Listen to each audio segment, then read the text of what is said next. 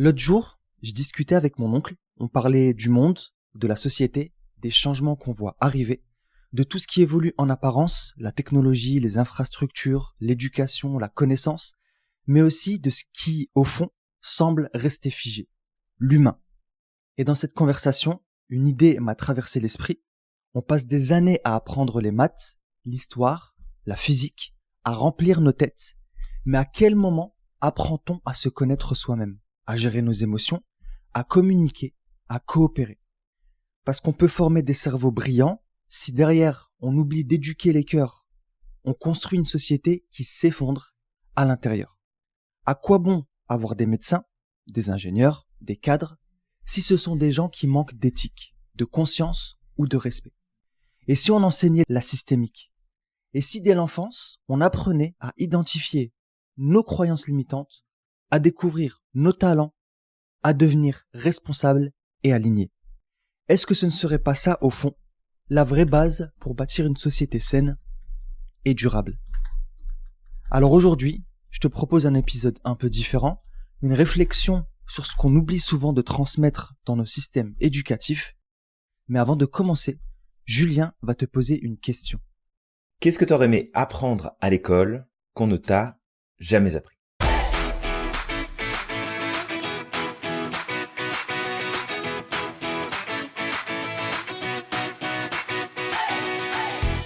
Salut Samir. Salut Julien. Salut à toi qui nous écoutes et bienvenue dans ce nouvel épisode de la systémique du bonheur où on te vient avec un tout nouveau sujet et surtout une question. C'est pourquoi la systémique devrait être enseignée à l'école. Ouais. Alors Samir, on va amener différents points aujourd'hui et on va se tenir sage, on va faire un podcast pas trop long cette semaine. Ouais, on va essayer quand même. Alors voilà, toi qui nous écoutes, comme tu le sais, ça a été inspiré par une discussion que j'ai eue avec mon oncle et ça m'a amené plein de réflexions comme ça. Et du coup, peut-être que on va commencer, Julien, par parler un peu des lacunes du système éducatif. Le système éducatif, on n'est pas là pour taper sur l'ambulance et puis dire que tout est pourri, etc. Bien au contraire. Tout à fait. Mais on est un peu sur un système, Julien, qui n'a pas, tu sais, qui a évolué, mais qui a très très peu évolué depuis les années 50, qui est surtout là pour Même former avant. des personnes qui vont faire ce qu'on leur demande de faire, qui vont essayer de faire fonctionner économiquement une société. Mais il manque des choses. Il manque des choses parce qu'on va de plus en plus vers des sociétés individualistes, parce que l'école, selon moi, a démissionné de ce côté-là. Ouais, tout à fait Samir. Et d'ailleurs, on peut d'abord mettre en avant le fait qu'il y a la compétition qui est beaucoup validée. Il y a les notes, il y a la conformité, il y a tous ces éléments-là. Et en fait, quand tu vois, j'évoque ce point-là en particulier, il y a un élément qui me vient, c'est le désapprentissage de la coopération et en fait le détissage du tissu relationnel qu'on est censé en fait développer et qu'on est censé être capable de bâtir en fait pour derrière qu'on ait une société qui soit équilibrée. Donc on a des personnes qui nous disent, qui nous rabâchent, oui c'est important d'être connecté aux autres, c'est important d'avoir des amis, c'est important de ceci, de cela. Mais dès que tu rentres dans ta salle de cours, d'un seul coup c'est de la compétition. C'est moi j'ai eu la meilleure note, toi t'es nul, moi j'ai appris mieux, moi je sais mieux, moi j'ai gagné ça, toi t'as pas gagné ça. Et en fait, il y a quelque part un côté qui est un peu incohérent, je trouve, et contre-productif dans tout ça. Est-ce que ça veut dire qu'il faut plus mettre de notes, qu'il faut plus justement pousser à s'améliorer, à progresser? Je pense pas que ce soit la question. Mais tu vois, je me rappelle quelques expériences par le passé où soit un ou une autre élève est venu m'aider sur un truc que je comprenais pas bien et s'est fait rembarrer, soit moi je suis intervenu pour apporter de l'aide, apporter du soutien aussi sur un sujet, et je me suis fait rembarrer aussi par le prof en disant non, vous êtes pas censé l'aider, non, vous êtes pas censé ceci, non, il doit le faire tout seul. Et en fait, on t'apprend grosso modo, dès ton plus jeune âge, non, tu laisses les autres se débrouiller. C'est pas à toi de le faire. C'est pas à toi d'intervenir. C'est pas à toi de coopérer, justement, dans ce système-là. Et c'est problématique. Et après, on s'étonne que, les gens soient aussi compétitifs et qu'ils soient orientés, comme ça, sur eux-mêmes, au quotidien. Ouais, exactement, ouais. Et justement, tu vois, tu t'as dit quelque chose aussi qui était frappant, c'est forment des cerveaux, en fait, plutôt que des personnes qui vont devenir responsables. Le truc, c'est que l'école est beaucoup trop académique, beaucoup trop axée sur les maths, la science, l'histoire, et à C'est côté, très en fait, on important. met de côté, mais c'est ça, c'est important, hein, bien sûr, c'est très très Tout à important. fait. Mais pour moi, en fait, c'est ce qui me venait à l'esprit, c'est que il y a des sujets qui sont beaucoup plus essentiels que cela. Normalement, ça devrait être le noyau central, et les sciences, toutes ces matières à côté, ça devrait être ce qui vient s'orienter autour du socle central. Bah, en fait, le socle central, ce serait justement le vivre ensemble. Ce serait de travailler sur ses soft skills, connaître ses soft skills, sur comment vivre en société, l'importance justement de la pensée critique. Mais ça, alors, je sais que là, il y a Julien, on avait parlé du projet Cogito il y a pas longtemps là, Qui est encore en train d'évoluer d'ailleurs. Ouais, qui est en train d'évoluer, et ils sont en train de commencer à travailler avec des écoles. Donc, enfin, ils sont en train de prévoir de travailler avec des écoles, avec les fonds qu'ils ont reçus justement, parce qu'ils avaient fait une levée de fonds. Ouais. Et ça, je trouve ça sympa. Je pense que ça commence à changer tout doucement, mais on est encore en retard dessus. Et donc voilà. Et il y a d'autres sujets aussi, Julien, que je trouve dommage, qui sont pas suffisamment enseignés. C'est les sujets comme la justice sociale, comme le vivre ensemble, comme la discrimination, les problèmes de discrimination, la responsabilité individuelle et collective, l'importance de nos actes, aussi le fait d'avoir une vision. On nous enseigne pas ça à l'école, d'avoir une vision sur le long terme. Comment justement notre vision peut impacter le reste de la société. Et ça, je trouve que c'est dommage, parce que je trouve que c'est en partie à cause de ça qu'on va de plus en plus vers une société qui est individualiste, et qui fait que, bah, malheureusement, quand il y a des déséquilibres dans la société, bah, t'as une partie de la population qui se dit, de toute façon, moi, je suis pas concerné, donc je vais rien faire, je m'en fous, en fait. Je m'en fous que d'autres personnes sont en train de galérer, parce que Bah, ça moi, fait je pas suis pas partie de ton concerné. groupe de référence, fait que t'as Ouais. moins d'attachement, t'as moins d'éléments. Après, il y a quand même de plus en plus à travers le monde, surtout les pays nordiques, comme d'habitude, puisqu'ils sont souvent en avance là-dessus, qui enseignent justement tout ce qui va être empathie, qui enseignent justement à connecter avec l'autre, à comprendre avec l'autre, à connecter, à apprendre à communiquer plus efficacement. Ouais. Donc, il y a des choses quand même qui se développent, mais on est loin de ce qu'il faudrait, en fait, du niveau qu'il faudrait développer justement pour qu'on puisse avoir des adultes qui sont équilibrés par la suite et qui n'ont pas des réactions comme on peut en voir tous les jours là, sur que ce soit sur les réseaux, que ce soit dans les médias, que ce soit dans la rue, où en fait tu dis bon bah il y a des gens qui sont mal élevés, ok, mais il y en a d'autres aussi, tu vois bien que c'est un manque en fait de compétences et de capacité à connecter avec les autres, à communiquer efficacement. Et ça, bah, c'est parce que, comme tu l'as dit, hein, c'est ce côté, on met en avant l'individu, on met en avant le côté compétitif, mais derrière, tu fais quoi, en fait? Bah, c'est ça. Ouais. C'est quoi la place que tu prends dans la société? C'est quoi la place que tu peux prendre auprès des autres? Et comment tu collabores avec les autres? Et on l'avait évoqué dans un précédent épisode de podcast, mais si on regarde bien, si l'humanité a réussi à survivre jusqu'à maintenant, c'est pas parce qu'elle avait des super compétiteurs, c'est parce qu'elle avait des personnes qui étaient capables de fonder une société et de créer un environnement social connecté de soutien. Parce que l'être humain tout seul, en fait, il est juste voué à disparaître. Il est pas fait pour être tout seul. Ouais, bah c'est ça. Et justement, tu vois, les compétences sociales, c'est quelque chose de central si on veut aller loin. Parce que tout seul, on va peut-être vite, mais ensemble, on va loin. On va aller vite, mais on va se casser la gueule tout seul.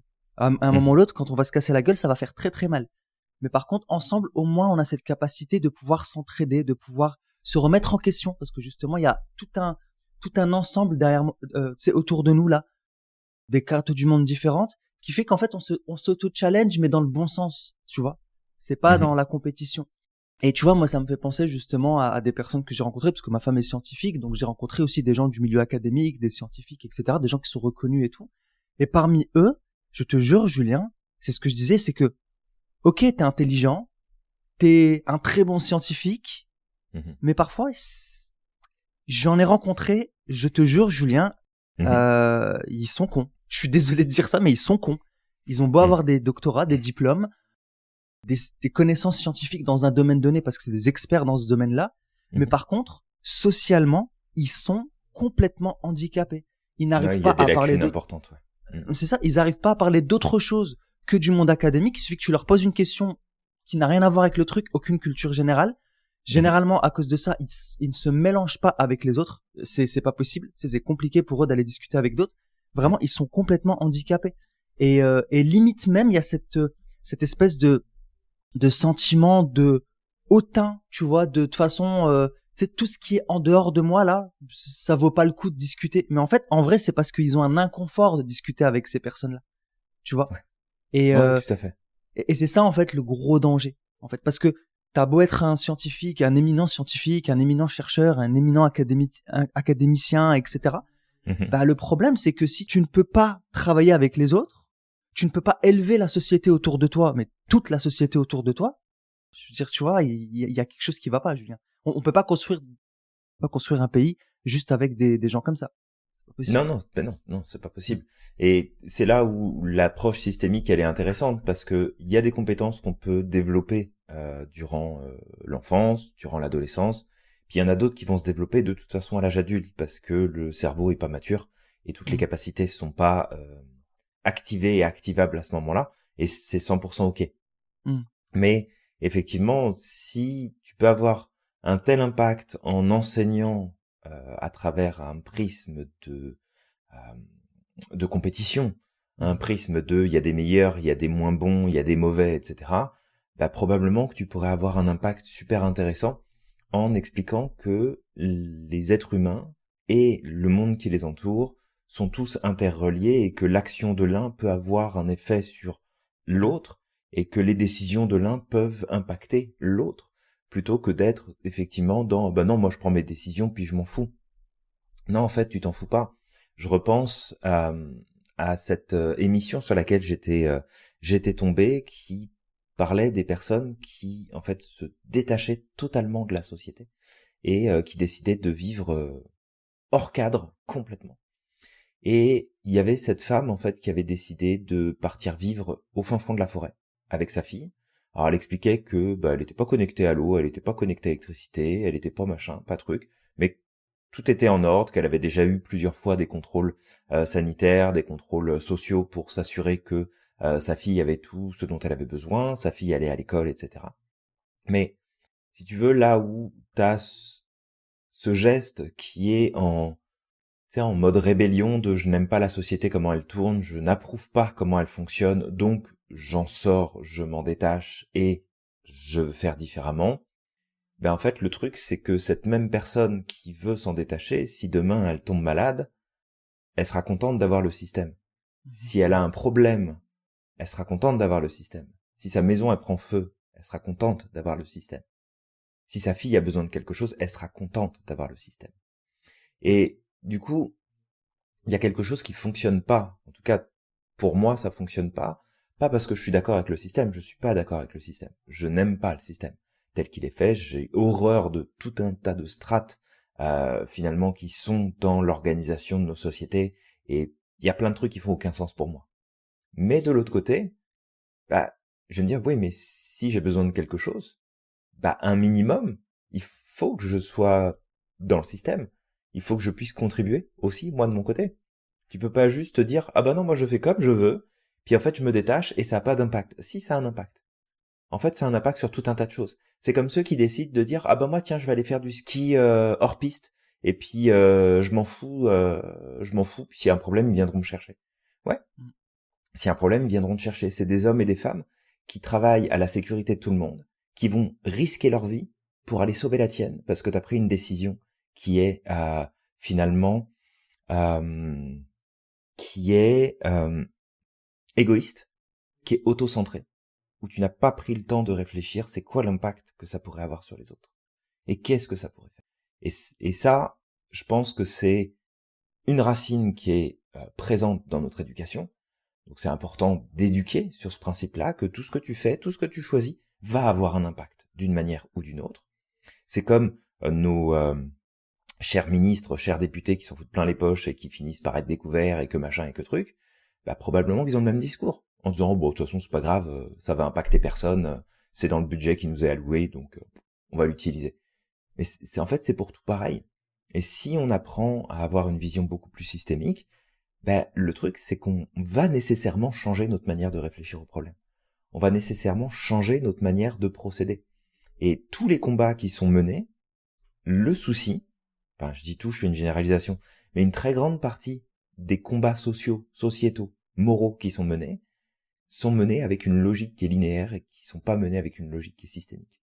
Et ça c'est problématique parce que un truc moi qui m'a beaucoup allumé quand j'ai appris la systémique, c'était de comprendre que les problèmes qu'on a aujourd'hui sont le résultat des solutions aux problèmes qu'on a trouvés hier. Parce que on était dans une logique linéaire. Et que si on sort d'une logique linéaire, oui, ça complexifie énormément les choses. Oui, ça complique énormément le schmilblick. C'est beaucoup plus difficile de trouver des solutions. Mais, quand on trouve des solutions systémiques pour la société, alors, dans ce cas-là, eh ben, ça fait une nette différence. Et ça amène énormément de choses positives. Ouais, exactement, ouais. Peut-être, Julien, tu vois, on va en parler après de, tu sais, moi, ce que la systémique m'aurait apporté à l'école, que je n'ai pas eu. Et, tu sais, ça donnera une vision un petit peu, je pense que toi aussi tu pourras en parler, mais ça donnera une vision un petit peu de ce que justement ça nous aurait permis de gagner comme temps dans pas mal de choses. Mais, en fait, pourquoi la systémique, pourrait ou devrait être enseignée à l'école? Bah, la première chose, par exemple, c'est l'apprentissage des émotions, l'apprentissage de soi, en fait. La systémique nous permet de comprendre qu'en fait, on est tout un système et que quand on va réagir de façon assez violente face à quelque chose, émotionnellement, d'accord, en fait, c'est qu'il y a une cause derrière. Il y a une partie de nous, justement, qui a été heurtée parce qu'il y a des valeurs, il y a des besoins qui n'ont pas été respectés. Et du coup, en comprenant ça, qu'on est tout un système, qu'il y a tout un ensemble de choses qui fonctionnent comme ça à l'intérieur de nous et qui fonctionnent en cascade, c'est-à-dire tu touches à ça, ça va venir impacter l'autre, puis ça va venir impacter l'autre, ça peut te permettre de reprendre le pouvoir en fait sur ces choses-là. Et tu vois, par exemple, je parlais de ces scientifiques. Bien sûr, j'ai du respect par rapport à tout ce qu'ils faisaient, etc. Ces gens que j'ai rencontrés. Mais en fait, c'est ça. Mais en fait, le truc, c'est que parmi eux, quand je te dis, il y en a certains qui étaient handicapés socialement, et il y en a certains qui étaient handicapés émotionnellement aussi, en fait. C'est tout dans la cognition. Et en fait, dans leur management avec certains de leurs équipes, tu le vois se transparaître. Ils savent pas gérer leurs émotions, ils deviennent toxiques en fait pour les personnes qui travaillent avec eux. Ouais. Malheureusement, cette toxicité elle vient toucher la dynamique du laboratoire, par exemple, ce qui fait que le labo n'arrive pas à mieux s'organiser, à mieux évoluer, à avoir une meilleure portée, en fait. Ouais. Parce que, justement, à force de se comporter comme ça, t'as des gens au-dessus qui te regardent et qui te disent « Ouais, mais regarde, en fait, la science, c'est de travailler ensemble. Si à chaque fois, tu rabaisses les autres, si à chaque fois, tu fais ceci et tu fais cela, mais en fait, ça peut pas fonctionner. » Donc, tu vois, ça, c'est une des choses que la systémique pourrait apprendre. Déjà, de savoir qu'on est un système, de savoir que on est un système et que l'autre est un système et que derrière, tout ce qui vient tourner autour de systèmes comme nos émotions, notre façon de penser, nos talents, nos valeurs, nos croyances, tout ça en fait, c'est une partie de nous et qu'en fait on peut travailler dessus une fois qu'on met le doigt dessus. Mais sans connaître la systémique, ça peut être difficile déjà de se dire tiens, regarde, mon comportement est lié à ça, tu vois. Oui, parce que on a nos réflexes, on a nos biais cognitifs qui sont là et c'est un biais, c'est un apprentissage et c'est un biais aussi. On a tendance à avoir le biais de récence, c'est-à-dire la dernière chose qui s'est produite, qui va être utilisée pour créer un lien de faux cause-effet. Et du coup, on va dire, si c'est passé ça, c'est parce qu'il y a eu ça avant. Oui, il y a peut-être eu ça qui a joué, mais est-ce qu'il n'y a pas d'autres facteurs, en fait, qui ont joué? Est-ce qu'il n'y a pas d'autres éléments qui ont joué? Et du coup, enseigner la systémique plus tôt, sans forcément dire on forme que des systémiciens, c'est pas le but, mais d'amener de la systémique, d'amener un petit peu plus de logique dans les enseignements, dans les éléments qui sont interconnectés d'une manière ou d'une autre, ben ça sera en fait beaucoup plus facile. Ça sera beaucoup plus simple. Et en fait, on aura, en tout cas on le croit profondément, que on aura des êtres humains qui seront beaucoup plus connectés et allumés de bah oui, on va pas voter cette loi parce qu'elle est débile, parce qu'elle va impacter telle et telle chose. On va pas faire ce choix-là socialement parce que ça va être problématique. On va pas mettre telle et telle chose en œuvre parce que, tu sais, ça va être problématique. Et le truc, c'est que si on nous apprend pas à développer cette pensée critique, et c'est pour ça que bah, nous, on aime beaucoup suivre justement le mouvement Cogito, qui va travailler avec les écoles, qui a déjà intégré différents programmes, etc. Parce qu'en fait, bah, la pensée critique permet aussi justement de se dire, d'avoir une vision plus systémique, plutôt que de se dire ah ben on me dit que A égale B, ben non, peut-être que c'est autre chose. Tu sais, c'est peut-être pas la combinaison de ces deux informations là qui font que systématiquement il y a quelque chose qui se produit, il y a un élément qui se met en avant. Et donc sortir de ça, bah ça va permettre à chaque individu en fait de mieux se comprendre, de mieux comprendre ses émotions, ses ressentis, de mieux comprendre sa place et son rôle dans le système duquel il fait partie. Parce que qu'on soit pro-système ou pas pro-système, il y aura toujours un système. Ouais, toujours. Tout le temps, ouais. un système. Donc, c'est vraiment important de comprendre que, quel que soit le choix que tu fais, tu vas faire partie d'un système. Et tu vas contribuer à faire fonctionner ou dysfonctionner ce système. Et quand tu comprends ça, bah, tu comprends en fait que tu as un pouvoir de fou par ton attitude, par tes choix, par tes décisions, par tes actions au quotidien, et que tu peux influencer énormément de choses, et que le pouvoir, il est pas là où on tente de te faire croire qu'il est. Ouais, tu vois, c'est intéressant là ce que tu dis, avec il y aura toujours un système, parce qu'au final, en fait, c'est une loi universelle de la création au final, que ce soit les systèmes planétaires, que ce soit le système en fait dans la nature, que ce soit les systèmes politiques ou en tout cas les pays, et puis en nous-mêmes en fait il y a des systèmes. Donc effectivement c'est quelque chose qui se répète constamment, et ça fait partie juste de la vie au final. On peut pas y échapper. Non, complètement. Ouais, exactement. Il y avait un autre point justement, Julien, que je voyais, où je me disais que la systémique, le développement personnel aussi, tu sais, qui découle aussi un peu de la systémique.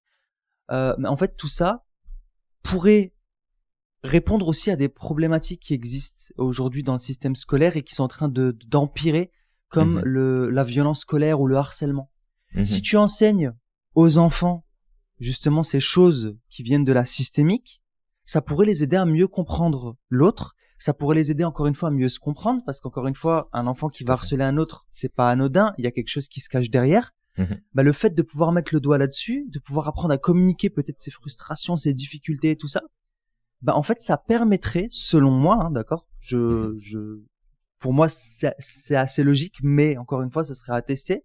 Ouais, en fait ça pourrait permettre de réduire les problèmes de harcèlement, réduire les problèmes de troubles anxieux, et réduire justement les problèmes de violence scolaire. Bah ça pourrait effectivement contribuer à beaucoup de choses. Alors après, attention, parce que tu disais, je vais juste mettre cette précision-là, que dev perso était lié à la systémique, pas nécessairement, parce qu'il y a les mêmes pièges dans le dev perso. C'est « Ah, t'as vécu ça, donc ça veut dire ça. Ah, t'as ça, donc ça signifie ça. » Et en fait, on pourrait considérer ça comme de la psychologie de comptoir, où en fait, ça va beaucoup plus loin que ça. En fait, il y a beaucoup plus il y a beaucoup plus d'éléments. Et il y a ça aussi, je pense qu'il faut probablement préciser, c'est qu'on peut, je crois, enseigner l'approche de la systémique dès le plus jeune âge, mais sans nécessairement parler de systémique. Parce qu'en fait, tu vas pas regarder ton enfant de 5 ans en lui disant, alors tu sais, il y a une approche systémique, il faut comprendre que là où tu mets des résistances, en fait, tu peux les utiliser. Puis, c'est pas le but, on veut pas faire de l'académique, mais juste enseigner un peu comme, bah finalement, tu sais, je revois un peu les émissions éducatives que nous, on avait quand on était beaucoup plus jeunes, et les dessins animés qu'on avait éducatifs, que j'ai pas, bah, je suis pas les dessins animés aujourd'hui des enfants, je sais pas à quoi ça ressemble, mais le peu que j'ai pu voir passer, j'ai pas l'impression qu'on ait retrouvé beaucoup. Finalement, tu sais, des émissions comme La Vie. On avait une super émission qui était géniale, où justement, de mémoire, il y avait ce côté, tiens, ça fonctionne comme ça dans ton corps, mais tu sais, c'est connecté à ça aussi, puis c'est connecté à ça, puis il y a telle chose. Il y avait l'émission C'est pas sorcier aussi, qui éduquait beaucoup, qui nous donnait plein d'infos, qui nous expliquait plein de choses. Alors après, est-ce que tout était bon, il y avait tout à prendre, ou il y avait des trucs à acheter, je sais pas, je suis pas revenu dessus. Mais on peut, si tu veux, grâce à des partages comme ça, un peu plus connecter finalement la logique des enfants pour qu'ils puissent se dire oui, on me dit que c'est ça le problème, mais est-ce qu'on a pensé à telle chose? Est-ce qu'on a pensé à tel élément? Ah oui, mais regarde, s'il agit comme ça, ça va avoir un effet là-dessus. Et si jamais je fais ça, ça va avoir un effet sur telle et telle chose. Alors, faut pas devenir non plus complètement parano et être dans une anxiété profonde de le moindre truc que je pose va avoir un impact. Faut pas non plus tomber dans cette optique-là. Mais si tu veux, c'est, je pense, un moyen de pouvoir éduquer et de pouvoir faire grandir avec une vision qui est plus vaste, qui est plus grande et qui sera moins clivante et qui créera moins de séparation entre les hommes et les femmes, entre les différentes cultures, entre les différentes religions, entre les différents âges, entre les différents niveaux académiques, où finalement on pourrait tout à fait se rendre compte que en fait on peut s'interconnecter, on peut s'apporter énormément de choses les uns les autres. Après tu connectes comme tu veux aux personnes que tu veux, bien évidemment, t'es pas obligé de connecter à tout le monde, mais de comprendre que tout a un impact, que tout va avoir une répercussion, et on peut avoir, je pense, avec une vision un peu plus systémique, moins tendance à tomber justement dans nos biais. Ça peut nous aider si on est plus vigilant et qu'on comprend justement ces principes. Ouais. Tu m'as fait revivre, tu sais, la petite Madeleine de Proust quand t'as parlé de la vie. Et c'est vrai qu'en fait, il y en avait eu plusieurs. Il y avait eu Il était une fois la vie, Il était une fois l'homme, Il était une fois l'espace. Oui. Et en fait, ils en ont fait plusieurs sur des thèmes différents. Et c'est vrai qu'on ouais. apprenait beaucoup de choses en fait sur ce dessin animé tout en se divertissant. Ouais. Mais il y en avait tellement. Oui, c'est vrai qu'il y avait C'est pas sorcier. Moi, il y avait un truc que j'aimais bien aussi. Je regardais ça. C'était je crois que c'est sur Cartoon Network, qui s'appelait Art Attack aussi. Donc c'était une petite émission comme ça pour les enfants, mais orientée vers l'art. En fait, Okay. et tu sais, ça a beaucoup participé au développement de mon côté artistique des fois où, tu sais, genre le mec qui prenait, je sais pas moi, des vêtements et puis des objets du quotidien, tu vois, et il arrivait à te faire tu sais, un dessin au sol, tu sais, en empilant des vêtements, en faisant des trucs comme ça. Et des fois, je me suis amusé à faire, tu sais, pareil et tout, et tu vois, ça t'aide aussi en plus à avoir confiance en toi parce que tu te dis, regarde, j'ai réussi à faire quelque chose à peu près de similaire, et je trouve ça vraiment cool. Et ouais, carrément. ouais, et peut-être qu'on devrait rajouter un jour Il était une fois la systémique, je ne sais pas. Voilà. S'il y a un mec du studio là qui qui nous entend, peut-être de venir nous contacter. Ça serait ça serait cool, ça serait cool. C'est ça. Mais bien vu aussi, effectivement, tu vois, de m'avoir corrigé sur c'est lié, le développement personnel et le systémique, parce que c'est pas forcément vrai. La systémique, c'est quelque chose d'aseptisé. Le développement personnel, parfois, c'est sectarisé. J'utilise ce mot pour choquer, mais oui, il y a ça l'est. Enfin, en tout cas, je le pense. Ouais, il y a beaucoup de courants du dev perso où c'est vraiment des sectes, où je te le dis, des fois, Julien, il y a des gens qui me font mal au crâne, mais vraiment, parce que pour eux, en fait, c'est limite religieux. C'est comme ça et c'est pas autrement. Et en fait, on vient et on t'impose c'est leur manière de voir les choses, en fait, comme s'il y avait pas d'autre vérité. Ouais. Très, très, très avancé, et oui, c'est très dérangeant. Ouais. Après, on pourrait nous dire la même chose. Ouais, vous nous rabâchez les oreilles avec la systémique, vous êtes tout le temps en train d'en parler. Oui, c'est vrai, on est tout le temps en train d'en parler, mais on n'est pas en train de te dire, ah non, ta vie fonctionne pas parce que t'es pas dans la systémique. Non, regarde la systémique, ce qu'elle peut t'apporter. Et regarde la manière dont ça peut t'amener à penser différemment. Ouais. Tu vois, Julien, je me rappelle ça me fait rappeler une situation. Une fois, tu te souviens, je me suis pété la main il y a quelques années là après, pendant que je courais. Et en fait, il y avait une personne qui m'a balancé ça, et je te jure, Julien, c'était comme, mais ferme-la en fait, je t'ai rien demandé, tu vois. C'était comme, qu'est-ce que ta main cherche à te dire? En fait, c'était qu'est-ce que ta main cherche à te dire par le fait de s'être cassée? Juste que j'ai pas fait attention, que j'ai trébuché sur le passage piéton, et que je suis tombé, que ma main elle a cassé, comme, tu sais, je veux dire, comme tout système. Ouais. Je veux dire, je suis pas Iron Man, tu vois. Donc tu pourrais faire un effort quand même. Donc, tu vois, au bout d'un moment aussi, il faut arrêter de venir appliquer ces choses que tu as appris comme ça à tout, en fait. Tu vois, c'est pas comme si je marche dans la rue, il y a un vase qui tombe devant moi, qu'est-ce que le vase cherche à te dire? Ben, je sais pas, enfin, au bout d'un moment, faut peut-être arrêter avec ça, parce que ça va trop loin, en fait. Bah voilà, c'est ma vision des choses, hein, d'accord? Mais c'est juste, après, je pense pas que c'est le dev perso le problème, c'est les courants qui sont venus se développer autour. Je pense vraiment que le dev personnel, c'est quelque chose d'humain et de naturel. Tout le monde cherche à se développer.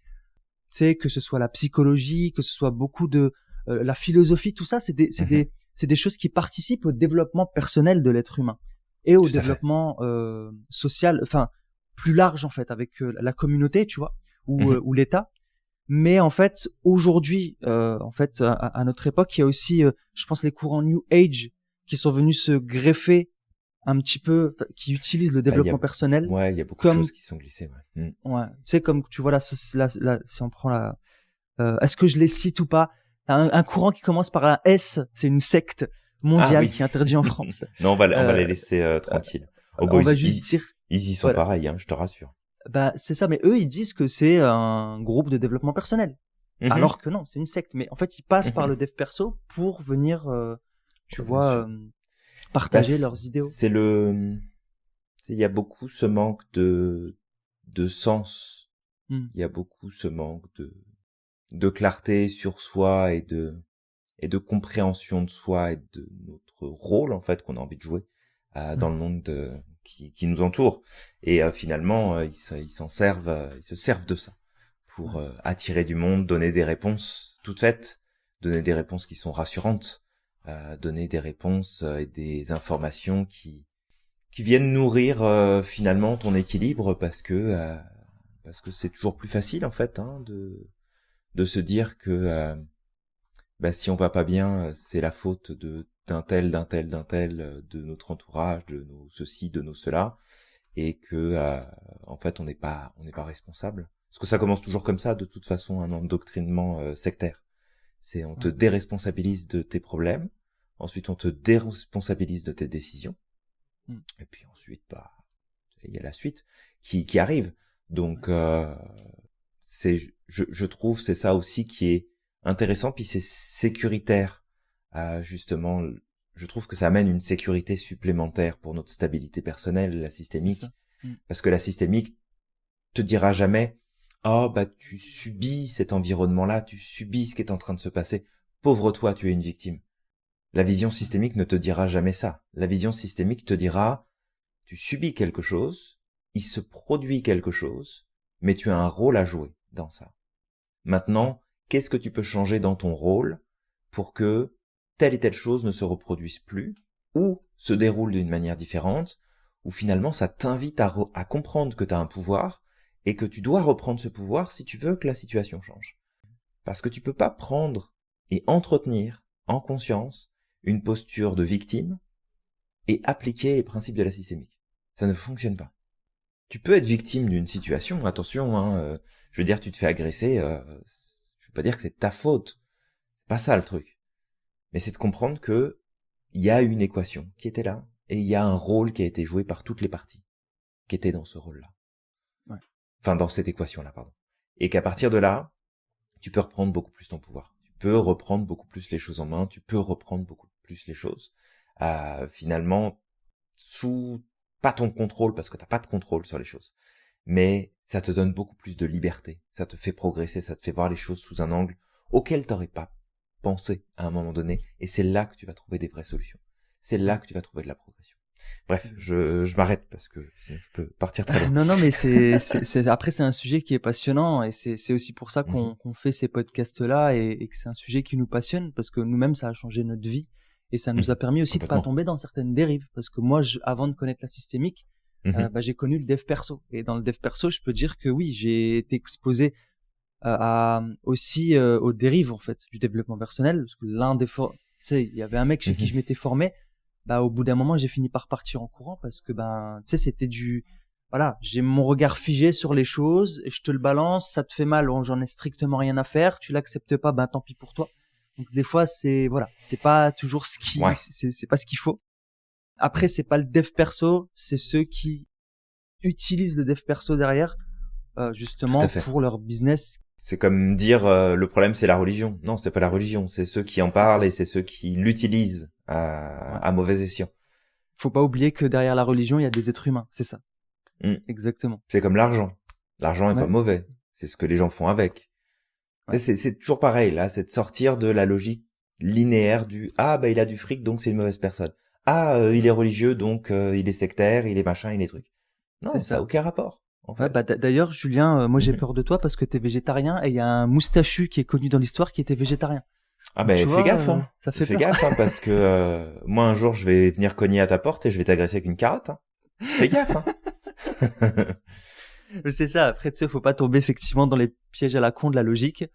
Et juste, Mm. tu vois, avant de passer au point suivant, parce que tu disais effectivement, la systémique, si demain elle devait être enseignée à l'école, ce serait bien de l'aseptiser, ce serait bien de l'enseigner aux côtés d'autres disciplines telles que la pensée critique, parce que nous, Mhm. on le dit très souvent, on invite nos auditeurs à penser d'eux-mêmes, à ne pas tout prendre ce qu'on dit, à l'éprouver, à le questionner, Toujours. à Toujours. se remettre en question également, et Mhm. de voir en fait si ça a un impact ou si ça a du sens pour eux. Maintenant, la différence entre quand on parle de développement personnel et de systémique, en fait, l'avantage avec la systémique, c'est que c'est une science interdisciplinaire, dans le sens où Mhm. elle est utilisée dans beaucoup de choses. Elle est utilisée dans les sciences humaines, elle est utilisée donc en psychologie, dans la thérapie familiale l'utilise aussi beaucoup. Oui, beaucoup. Elle est utilisée en sociologie, d'accord. Elle est Mhm. utilisée en politique, elle est utilisée dans en En informatique également, biologie, en en biologie, ouais. informatique, en management, Ouais, en finance, c'est ça. Mhm. C'est ça. Elle est utilisée Partout. dans Santé plein de publique même, choses il l'utilise. différentes. Mhm. Ouais. Bah, en fait, c'est possible de vérifier les résultats de la systémique. C'est ça qui est cool. C'est qu'on peut les vérifier. Elle peut être mathématisée, voire même Mhm. modélisée. Mhm. Donc déjà, ça lui apporte cette crédibilité qu'il n'y a pas dans le développement personnel ou dans le dev perso. Bah, en fait, encore une fois, ça dépend. Dev perso, ça veut dire plein de choses, d'accord? Mhm. Tout et Mais n'importe quoi, aujourd'hui, mais quand on entend dev perso, ben, il y a des gens qui viennent y ajouter de l'astrologie, il y a des gens qui viennent y ajouter plein de choses qui, eux, ne sont pas vérifiables. ouais. Ouais. Ouais, complètement. Et c'est sûr qu'au départ, elle a, quand elle a vu le jour, parce qu'elle a vu le jour entre les années 50 et 80, elle n'a pas été intégrée tout de suite. Son intégration académique, elle est encore limitée aujourd'hui. Donc elle n'est pas présente partout. Mais tu vois, il y a un élément que j'ai appris il y a pas longtemps et que je trouve vraiment cool. C'était par rapport à une interview dans le domaine scientifique, en tout cas en France, où ils expliquaient que depuis plusieurs années maintenant, ils ne financent plus aucune recherche si c'est une seule discipline qui s'occupe de faire cette recherche-là.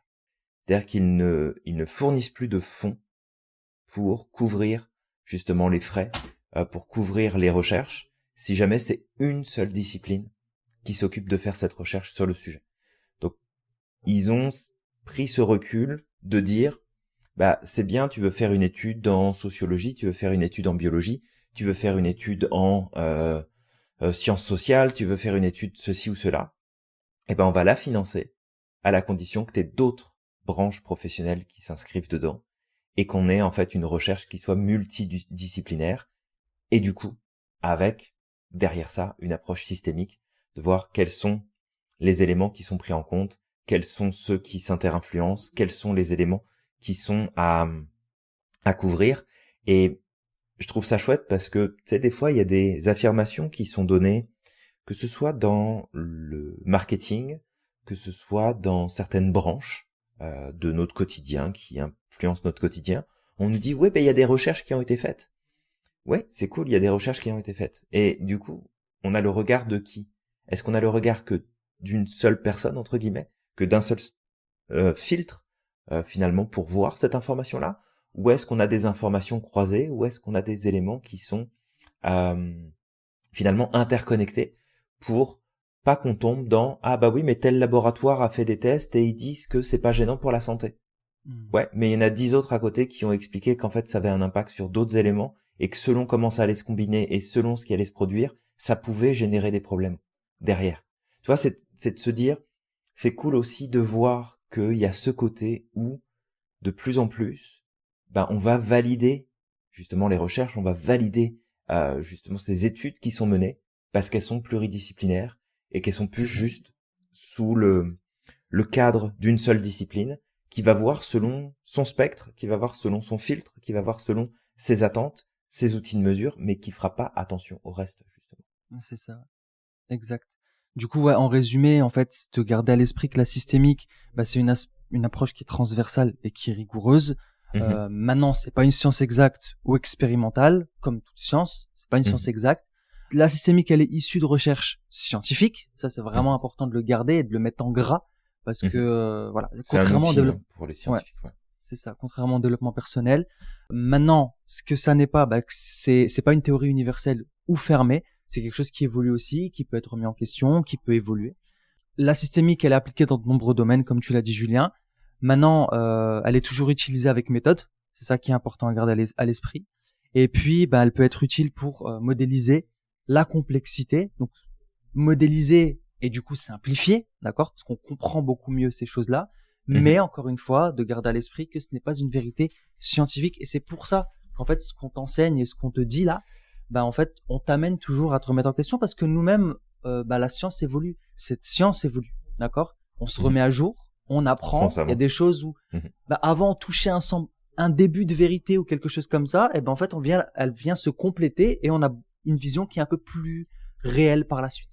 Donc c'est ça la beauté en tout cas de la systémique, et de voir que tant que c'est une science qui évolue, qui s'améliore, c'est que c'est une science vivante. Une science qui n'évolue plus, c'est une science morte. Puis là, c'est problématique. Et là, ça devient problématique. Donc Julien, peut-être avant de finir le podcast, quelle matière pourrait être enseignée à l'école au travers de la systémique, tu vois, ou en tout cas permettre de mieux comprendre des choses. Ouais. Je pense, de toute façon, on pourrait intégrer la systémique, comme on le disait, assez tôt dans les enseignements, parce que plutôt que d'avoir les maths d'un côté, la physique de l'autre, le français de l'autre, les langues de l'autre, etc., de voir comment justement ça interconnecte. Moi, il m'a fallu 30 ans pour savoir que en fait une très grande partie du vocabulaire en anglais, j'étais une quiche en anglais à l'époque, c'était l'enfer. Je souffrais le martyre d'aller en cours d'anglais. Ça m'a pris 30 ans pour découvrir en fait que la plupart des mots anglais qui sont utilisés dans le quotidien en fait sont issus du français. Ouais, j'étais choqué aussi de l'apprendre. C'est de se dire OK, en fait tout est interconnecté. C'est pas une autre langue en fait qui existe quelque part et qui est complètement différente. Il y a des emprunts, il y a des choses qui sont connectées. Et en fait, à partir de là, ça a été beaucoup plus facile d'un seul coup de commencer à penser différemment, de connecter aux choses différemment. Et du coup, on peut vraiment intégrer, je pense, ce côté systémique dans toutes les disciplines. Après, il y a le dev perso comme on en avait parlé. Il y a l'intelligence émotionnelle qu'on peut aussi intégrer dans les écoles parce que, certes, le cerveau des enfants n'est pas encore mature pour pouvoir gérer correctement les émotions, et c'est ok, mais c'est pas parce que c'est pas mature qu'il faut pas commencer à préparer le terrain et qu'on peut pas parler des éléments et qu'on peut pas redonner un cadre. Je pense qu'on le répète suffisamment, mais il y a une corrélation directe entre la capacité à gérer nos émotions et nos affects et la variété et la profondeur du vocabulaire qu'on utilise dans le quotidien. Enseigner aux enfants du vocabulaire en lien directement avec tout ce qui est lié aux affects, aux ressentis, aux perceptions, aux sensations, aux émotions, aux sentiments, ça permet d'avoir une meilleure compréhension, de poser des étiquettes qui sont plus précises et donc de gérer beaucoup plus facilement les situations qui se produisent. Donc, l'intelligence émotionnelle, ça va rentrer dedans, la communication aussi, parce que comprendre en fait que, tu sais, il y a beaucoup de gens qui prennent le raccourci, puis je l'ai pris moi-même pendant des années, regarde, moi je dis ce que j'ai à dire, si ça te plaît pas ou si t'es pas content, je veux dire, ça t'appartient quoi. Moi j'ai envoyé le message, maintenant ça t'appartient. Non, en fait. T'es responsable du message que t'envoies et t'es responsable de la réponse que ça génère. Fait que si jamais la réponse que ça génère chez l'autre, elle est pas bonne, c'est à toi en fait de corriger ce que tu dis, d'ajuster ce que tu dis pour faire en sorte que ça ne génère pas, ou en tout cas que ça recadre, que ça corrige éventuellement ce que ça fait. Sinon, ça serait comme dire, moi j'étais dans ma voiture, c'est pas de ma faute s'il y en a un qui a traversé, s'il est mort, c'est son problème, il avait qu'à regarder avant de traverser. C'est exactement le même principe. Je veux dire, mais d'où en fait? D'où tu te déresponsabilises finalement quand tu regardes ça, que tu comprends ça? Mais non, tu peux pas te déresponsabiliser. Donc travailler sur la communication, bah ça permettra aussi à travers ça de comprendre que communiquer, c'est pas juste parler et dire des mots. Et t'évoquais tout à l'heure, Samir, le fait que bah ça pourrait très certainement améliorer la condition scolaire et éviter qu'il y ait du harcèlement scolaire. Bah ça jouerait. Parce qu'en fait, il y a plein d'enfants qui se rendent pas compte, qui utilisent un vocabulaire, un langage, une attitude qui souvent, c'est la reproduction de ce qu'ils voient sur les réseaux ou de ce qu'ils voient à la maison. Et du coup, ils font ça. Mais pour eux, ils s'en foutent. Parce qu'en fait, c'est pas leur problème. Ouais, bah, il prend ça comme il veut. Moi, je lui ai dit ça parce que je le dis comme ça, puis c'est tout. Il a qu'à pas le prendre comme ça. Il a qu'à pas se mettre dans cet état-là. Il a qu'à pas le prendre de cette manière. Il a qu'à le voir autrement. Il a qu'à se détacher. Si t'amènes un aspect systémique, justement, dans la communication, ben, tu te rends compte, en fait, que oui, t'as un impact avec ce que tu dis. Avec ce que tu choisis comme mot, avec ce que tu mets en avant. Ouais. Donc, tu sais, c'est plein de disciplines, en vrai, sur lesquelles on peut travailler. J'imagine que t'en as d'autres en tête, Samir. Ouais, bah, j'aime bien l'idée en fait que tu disais. C'est vrai que tu vois, j'ai pas vu le truc comme ça, mais d'intégrer la systémique dans les matières déjà enseignées. Déjà, c'est quelque chose en fait Mhm. qui pourrait peut-être que ça pourrait rendre le truc un peu plus sympa et ça permettrait de décortiquer parfois la matière parce que des fois c'est pas, tu sais, tu comprends pas ce qui se cache derrière. Tu sais, moi Mhm. des fois on m'a enseigné des choses, mais c'est comme tu prends et tu tais, tu vois. Et vu que je comprends pas à quoi ça sert ou je comprends pas ce qui se cache derrière, bah j'ai pas envie en fait. Ça me motive pas.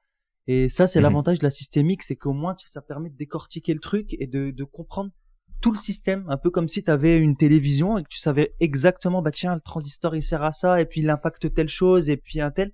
Et puis après, ça te permet, toi, si tu le souhaites, de même Mhm. reproduire, tu sais, de pouvoir reproduire cette télévision ou etc.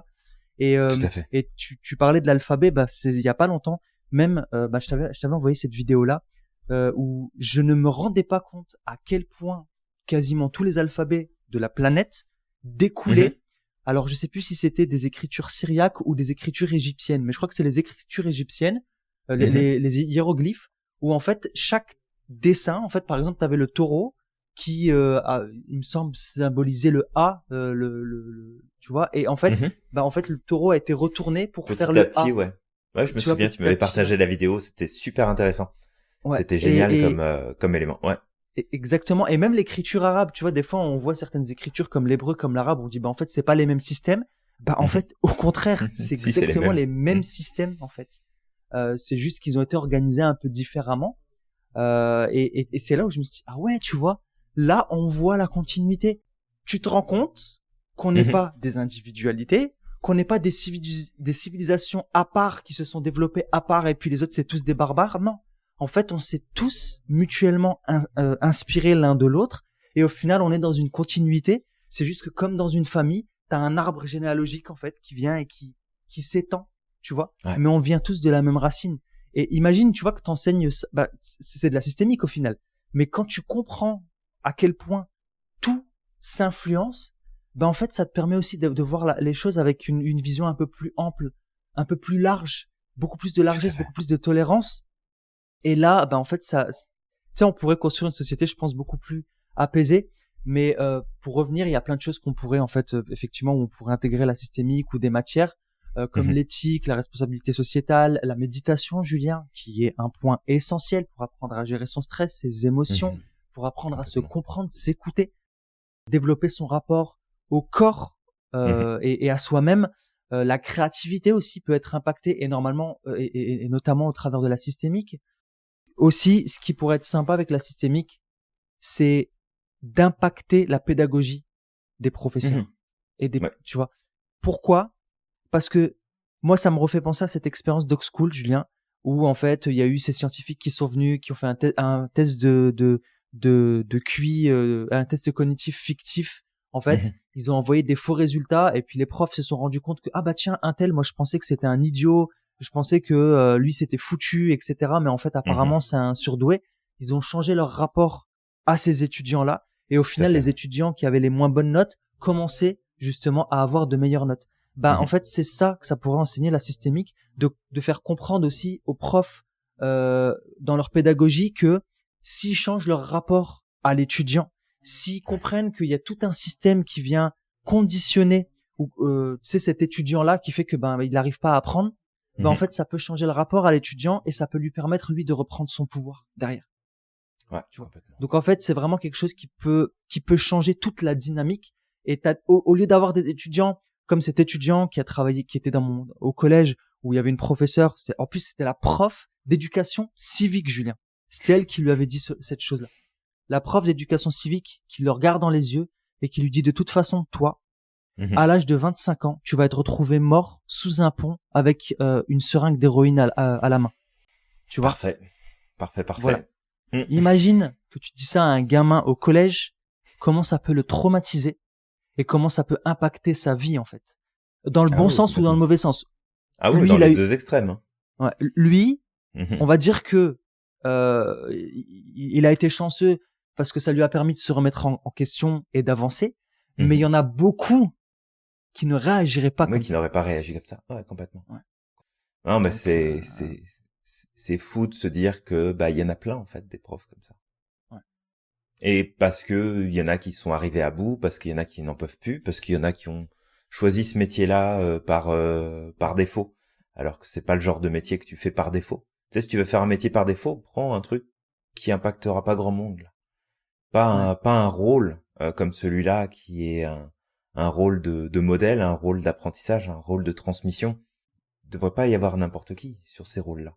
Tu sais, il y a plein. Je dis pas qu'il y a pas des métiers qui sont pas importants. Tous les métiers sont importants. Je pense dans une certaine mesure. Mais celui-là, pour le bon fonctionnement d'une société et le bon fonctionnement d'un individu, la place d'un prof, c'est beaucoup trop important. Ouais. On a tous des profs qui nous ont marqués positivement et négativement. D'ailleurs, je veux saluer Monsieur Darocha qu'un jour j'inviterai à ce podcast. Je l'adore. Ce prof. Avec grand plaisir si on a l'occasion de pouvoir l'inviter et discuter avec lui. Qui est un chercheur justement en histoire. Qui a écrit des bouquins justement sur comment le foot. Alors c'était l'histoire du football, mais comment ça a impacté aussi les sociétés. Et là maintenant, il est de plus en plus invité aussi sur les plateaux, tu sais, sur des radios, etc. justement pour parler d'histoire. Donc un jour, je lui en avais parlé, il était intéressé, mais il était sur la sortie de son 2e livre. Donc je vais le relancer. Tu vas pas le relancer. Ah, ça serait vraiment cool. Ouais. Si on pourrait faire un thème sur le bonheur, qui sait. C'est très certainement, très certainement. Ouais. Ah, carrément. Donc tout ça si tu veux, toi qui nous écoutes, pour te le répéter encore une fois, que plus tu vas avoir une vision qui va être plus large, plus tu vas interconnecter les éléments, plus tu vas comprendre qu'il y a des effets qui sont là, que tu vois pas tout de suite, mais que ça impacte et que ça pose des choses, plus on va pouvoir en fait aller dans le bon sens dans notre société, dans nos sociétés, peu importe desquelles on parle, et d'intégrer un peu plus ça au niveau de l'éducation, ça serait cool. Ça serait, je pense, vraiment une bonne chose. Et en tant que atypique qui a beaucoup souffert du cursus régulier scolaire, par manque de compréhension, par manque de sens en fait. Ça a été un parcours qui a pas été évident du tout. Je me dis que si j'avais pu avoir ces informations-là beaucoup plus tôt, je pense que ça aurait évité pas mal de difficultés. Ouais. Parce que ça serait venu répondre aussi à ce côté de il y a tellement de choses qui sont pas logiques dans ce monde. Pourquoi est-ce qu'on continue? C'est pas logique. Et de pouvoir en fait avoir une vision plus systémique. Après, c'est sûr que tu peux pas avoir une vision pleinement systémique à 5 ans ou à 10 ans, que tu peux en avoir une à 40. On est d'accord. Ouais. Mais, quand même, je pense que ça aiderait. Ouais. Ça aiderait pas mal de monde et ça aiderait justement à se développer personnellement, plus positivement, d'être plus stable, d'être plus cohérent, de faire moins d'erreurs, de reproduire moins de schémas aussi. D'intégrer les autres aussi dans notre système, parce que d'intégrer les autres dans notre système. Ouais, complètement. Ouais. Complètement, parce que comme on l'a dit là, tout ce cadre compétitif de jugement, de critique, de je suis le meilleur, t'es moins bon, etc. Je pense pas que ça contribue à faire des êtres humains qui sont stables et épanouis pour la suite. Pas certain. Non, je suis d'accord avec toi. Tu vois, peut-être avant de finaliser ce podcast, moi, ce que j'aurais aimé, en tout cas, apprendre à l'école, ça aurait été apprendre à mieux communiquer, par exemple. Tu vois, si j'avais appris à mieux communiquer, il y a beaucoup de problèmes que j'aurais évité en fait dans ma vie parce que des fois j'avais tendance à intérioriser parce que je savais pas comment dire les choses. Si on m'avait appris, par exemple à l'école, euh, à apprendre à gérer mes émotions, qui je pense sont des compétences qui sont utiles aussi dans le métier du travail. Tu vois, pour moi c'est une compétence qui est aussi utile que d'apprendre l'histoire, que d'apprendre les sciences. Tu vois, parce que si tu sais gérer tes émotions, que t'es quelqu'un de stable, en tout cas émotionnellement, où tu sais comment retrouver ton équilibre émotionnel, imagine en fait ce que tu peux apporter. Tu peux être un leader positif, tu peux être capable de gérer des équipes, tu peux être capable d'intégrer aussi les autres dans la dynamique en fait d'évolution d'une équipe. Tu peux sortir de l'ego, tu vois par exemple. Donc il y a plein de choses en fait qui peuvent être impactées là-dedans. Mais voilà, il y a aussi d'autres matières que j'aurais aimé apprendre, hein, Julien, telles que la connaissance des valeurs et des besoins pour un peu mieux se comprendre. Tu vois, à l'époque, par exemple, on nous faisait rencontrer les conseillers d'orientation pour savoir un petit peu ce qui nous correspondait le mieux. Par exemple, ces conseillers d'orientation devraient être formés à la systémique. T'imagines, j'avais des gens qui étaient là, qui décidaient de mon avenir, de me dire, non, toi, tu devrais mieux aller dans cette direction-là plutôt qu'une autre. Ouais. C'est ça. Alors que, en fait, peut-être que si tu cherchais, toi, si tu avais ces outils-là, tu viendrais peut-être un peu plus sonder quelles sont mes valeurs, quels sont mes besoins, qu'est-ce qui est important pour moi, quels sont mes talents aujourd'hui, mes points forts. Et peut-être qu'avec tout ça, j'aurais eu cette capacité de me dire, tiens, regarde, j'aime bien l'informatique, mais c'est peut-être pas le métier qui me correspond. Par exemple, tu vois, je serais peut-être parti dans d'autres choses, ou pas, ou peut-être que j'aurais utilisé ces compétences dans l'informatique de façon plus positive. Et voilà, donc il y a vraiment tellement de choses en fait qui auraient pu impacter énormément de jeunes que je connais et moi-même en fait au travers de ces outils-là en fait. Et encore une fois, il y a un point d'honneur que je veux faire. Je tiens à vraiment à témoigner de mon respect pour le corps éducatif, parce qu'aujourd'hui on est en train de, tu sais, voilà, on a dit qu'effectivement il y a des professeurs. Ouais. Nous-mêmes, c'est là on dit qu'il y a des professeurs qui sont malheureusement qui ont traumatisé des jeunes, mais la majeure partie des profs font ce métier avec le cœur. Ils galèrent, ils se font piétiner, ils sont pas payés suffisamment. On leur donne pas suffisamment d'outils aussi. Ils sont pas respectés, ils sont pas écoutés, ils sont pas reconnus. Ils sont pas reconnus. Ils se retrouvent avec des parents qui survalorisent les comportements et les attitudes de leurs enfants et qui remettent en question ce que les enseignants essayent de faire et ce qu'ils essayent d'apporter. Non, c'est pas un métier facile et clairement il y a plein de choses qui sont à revoir là-dessus. C'est ça. Et je pense que eux-mêmes sont désemparés, et si on leur permettait justement d'avoir accès à ces outils-là, je pense que justement ils auraient beaucoup plus de facilité. En tout cas, j'espère qu'ils auraient beaucoup plus de facilité dans leur métier.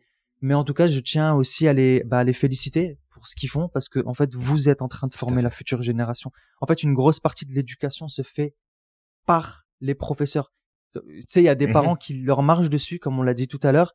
Mais en fait, faut savoir que ces professeurs-là font la moitié du job, si ce n'est pas plus, parce qu'il y a des parents qui n'en ont strictement rien à foutre de leurs gosses. Il y en a qui ont abandonné leur rôle d'éducateur, parce que l'école doit instruire, elle doit pas éduquer à la base. Ouais, normalement, oui, mais c'est parce que il y a des parents qui n'éduquent plus que l'école est amenée à éduquer aujourd'hui.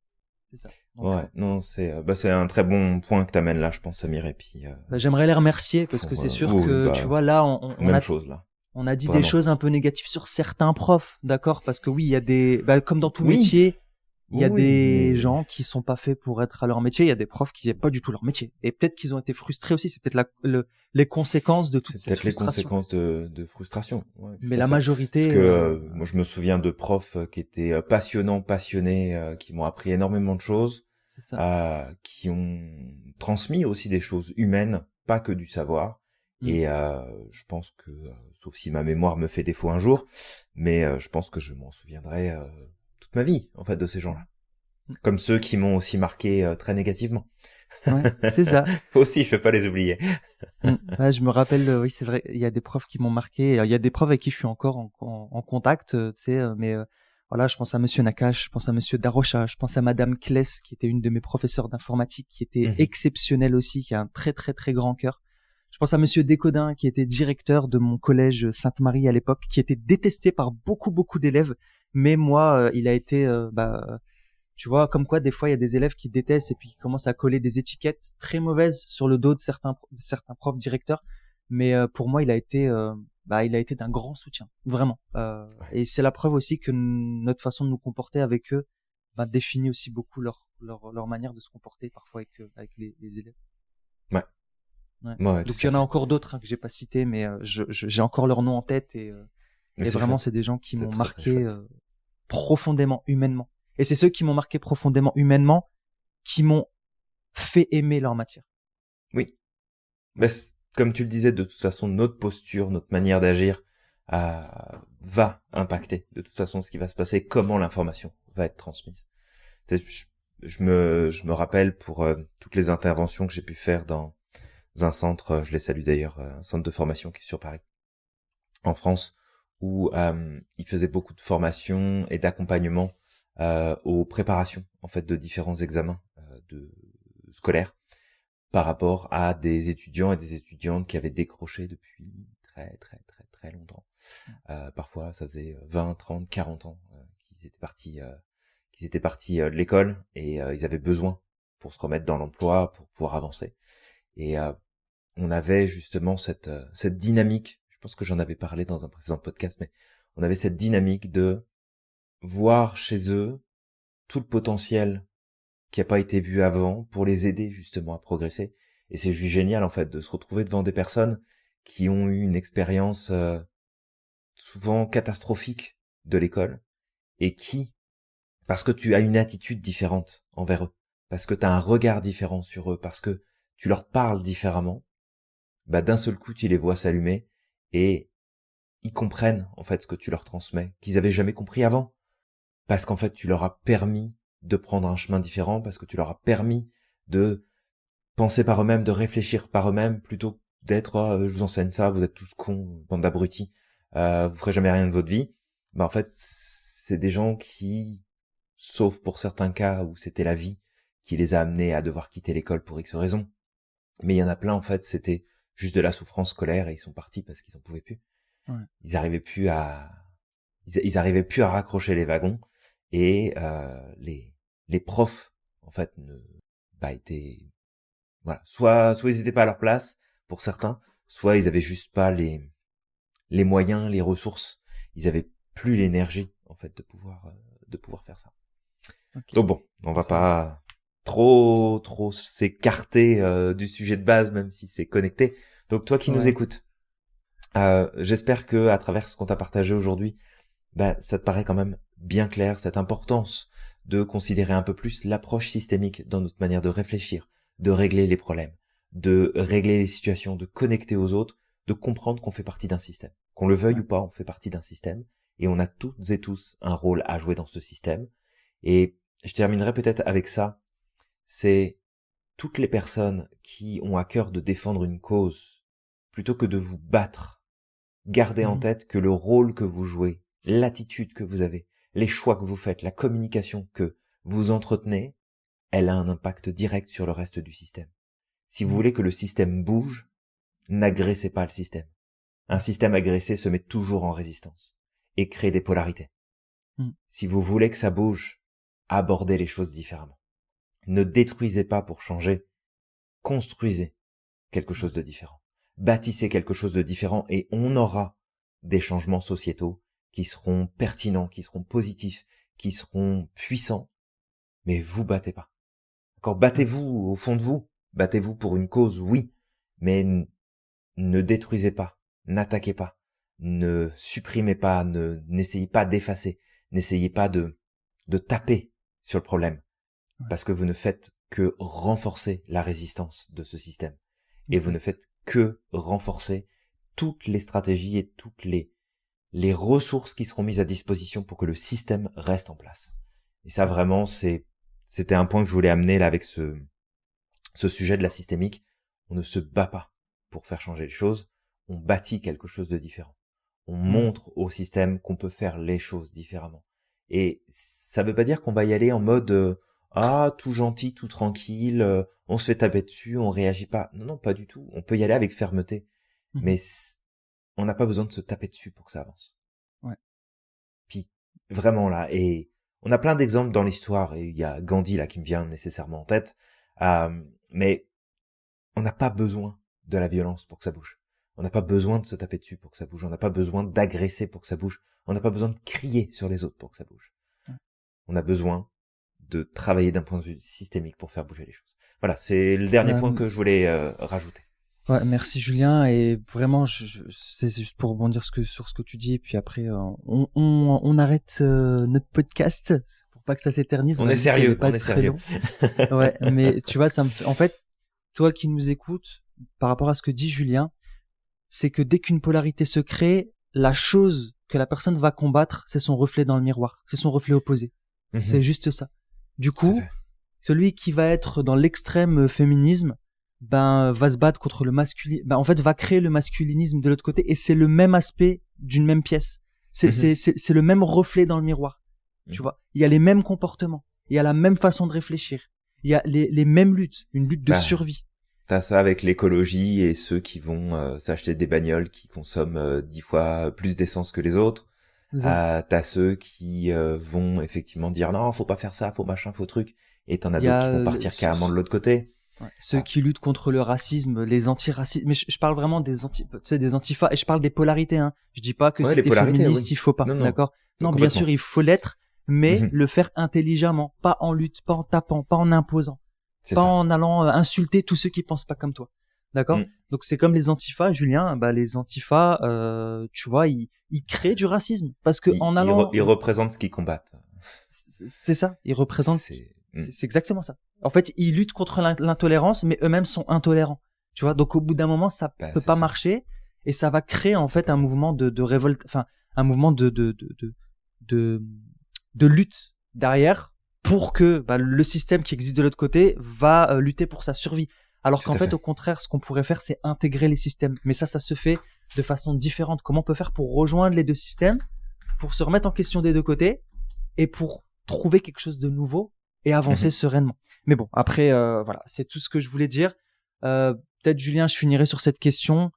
Et si l'école formait justement des êtres humains complets et pas seulement des travailleurs? C'est ça que je voulais amener aussi. Et tout ce qu'on dit là n'est pas une vérité ultime, c'était plus une forme de discussion, une réflexion. Si toi qui nous écoutes, tu t'es pas d'accord avec nous, que t'as des choses à nous ajouter, peut-être qu'on n'a pas abordé, ou qu'on devrait voir les choses différemment, on t'invite à le faire, et ce serait un plaisir pour nous de pouvoir nous remettre en question et de compléter notre carte du monde. Absolument. Donc voilà. Toi qui nous écoutes, n'hésite pas à liker, commenter, partager ce podcast si ça t'a parlé, si t'as trouvé que ça avait du sens, si tu penses que ça peut faire bouger un peu les choses. Et Julien, peut-être que si tu as envie d'ajouter quelque chose avant de finir. Ouais, merci pour ton temps d'écoute, comme d'habitude. Ouais. Merci de nous accorder du temps dans ta journée et de nous intégrer dans ton quotidien, peu importe que tu sois en train de courir, de conduire, de faire tes courses, de faire ton ménage, d'être dans ton lit et de te relaxer le soir, peu importe. Merci de nous inviter comme ça dans ta vie, de prendre du temps pour nos partages. On te retrouve très vite pour un prochain épisode.